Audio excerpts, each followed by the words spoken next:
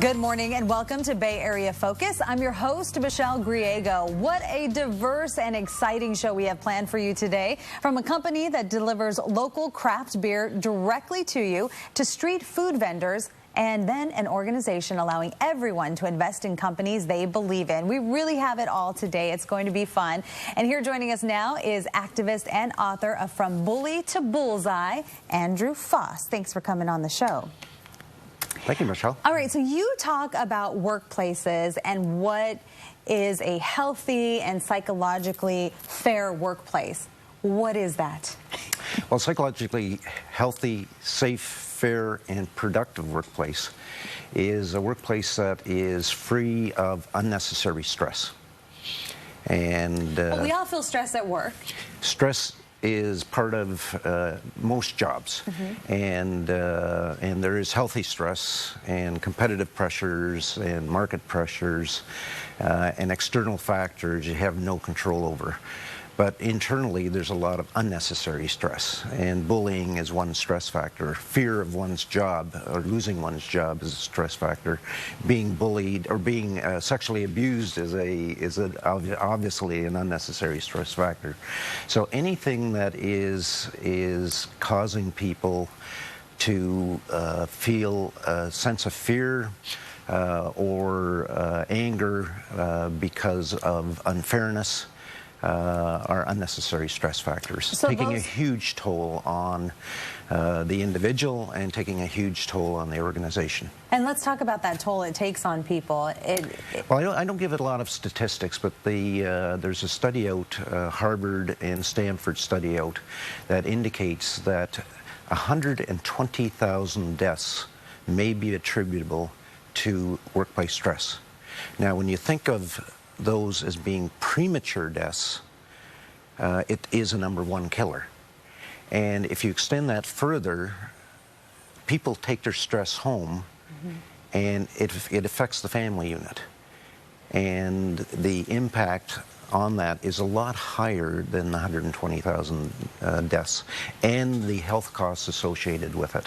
And obviously some people are more naturally stressed than others or handle situations differently, but what are the indicators that say, okay, the workplace is what's causing this stress, the culture is, you're not in a healthy culture here? Well, it is very subtle in terms of what happens to the individual. So that usually the individual is targeted, and then there is almost a systemic program to make the person become a bad employee, poor performing employee with a bad attitude, because of the persistent harassment and exclusion from meetings that they should attend, or information that they need to do their job, or being shunned by their associates, or being publicly criticized on an ongoing basis. So many people don't even realize that it's happening to them until they're well into the situation. And they fall into that bully's trap, and they end up becoming the villain rather than the victim. And that's why I used the phrase, the bully's trap, which was the name of my first book. And I tell people or suggest to people that they should have their instinct, listen to their instinct. And they're usually seemingly unrelated comments and events and situations that are happening. And when it happens, talk to somebody about it. Because if their gut tells them that there's something amiss, very likely there is. Well, and you think that, you know, you leave school and you don't have to worry about the bully factor anymore, but it's still apparent as adults and in workplaces. What if you're not the target of the bully, but you see that that's going on? You're a bystander. And the bystander plays the most important role in the entire scenario. And just by going to an individual that you realize that is having difficulty or is being targeted or just not themselves, just going to the person and saying to them, is there anything I notice you're different. Is there anything I can do to help you? But bystanders can also play a role as a resistor, defender, protector, sure, and a activist for change. I want to ask about this real quick before we go. You know, President Donald Trump has been accused of being somewhat of a bully, or his administration has been. Do you think that this happens in every presidency? No. Well, to a certain degree. And I would say with this presidency, it was very predictable.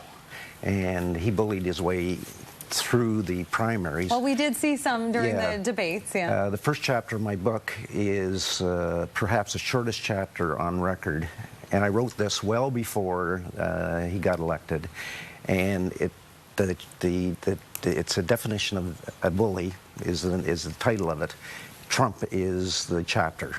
And I have in brackets perhaps the shortest chapter on record, but need I say any more.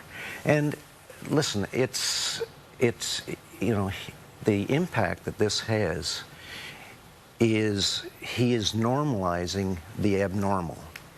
And that behavior we're seeing it reflected in terms of the vandalism in Jewish cemeteries.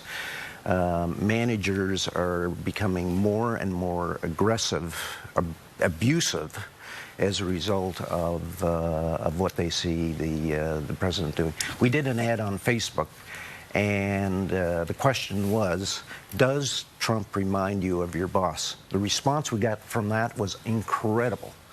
Yes. Did you get a lot of yeses? A lot of yeses. A lot of yeses.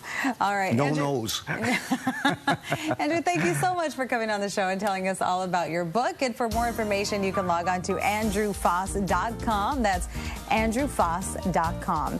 Coming up, a company who believes in supporting local craft beer. Stay tuned.